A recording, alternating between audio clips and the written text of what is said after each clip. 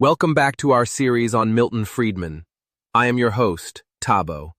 Today, we are looking at Friedman's most profound belief, that you cannot have a free society if you don't have a free economy. For Friedman, economics was actually about power. He believed that the way we organize our markets is the single most important factor in whether we stay a free people or slip into tyranny. Friedman's landmark book was titled Capitalism and Freedom. The title tells you everything. He argued that economic freedom isn't just a nice-to-have bonus. It is an indispensable means to achieving political freedom. Why? Because free markets disperse power. Imagine a world where the state influences your economic decisions, your employment, your salary, how you spend your money, where you live, who you may employ and who not, selective subsidies, price fixing, and more.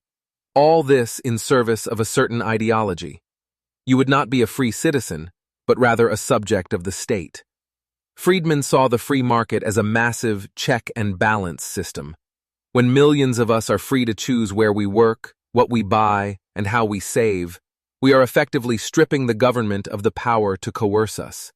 In his eyes, the market is the ultimate democracy because we vote every single day with our choices, rather than once every few years at a ballot box. This brings us to a beautiful, simple concept he championed: voluntary cooperation. Friedman pointed out that the government's unique power is its monopoly on the use of force. If you don't like a law, the state can still force you to obey it. But in a free market, exchange is only possible if both parties benefit. If I sell you a shirt for 100 Rand, it's because I value the 100 Rand more than the shirt, and you value the shirt more than the 100 Rand. We both win. This isn't just business. Friedman believed this was deeply moral. It respects your dignity as a human being because it treats you as an adult capable of making your own decisions. When a government tries to engineer a social outcome, even for a good reason, it often has to use compulsion, which Friedman argued treats people as a means to an end, rather than as individuals with their own dreams and goals. He summarized this entire philosophy in one famous, stinging sentence: a society that puts equality before freedom will get neither. A society that puts freedom before equality will get a high degree of both. He wasn't saying equality is bad.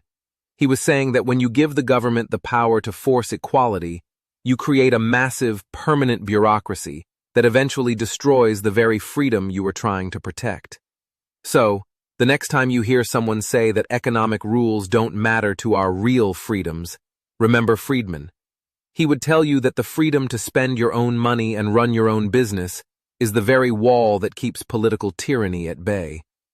In our next episode, we're going to look at what happens when that wall crumbles, and why Friedman blamed the government, not the banks, for the Great Depression.